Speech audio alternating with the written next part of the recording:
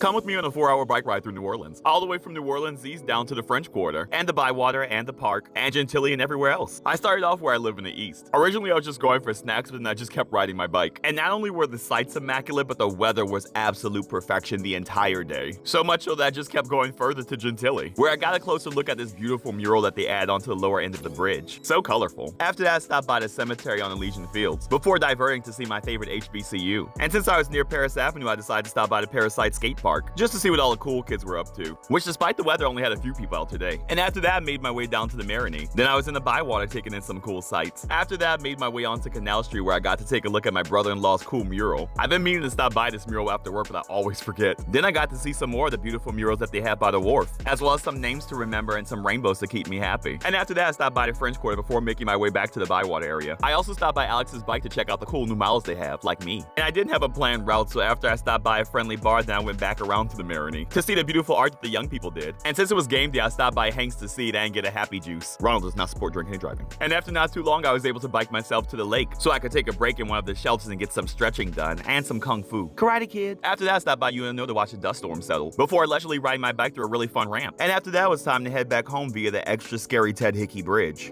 They do have a sign that says the Leon C. Bridge, Ted Hickey or whatever is good for bikes, but that was still scary as shit. But thanks for coming with me on the bike ride.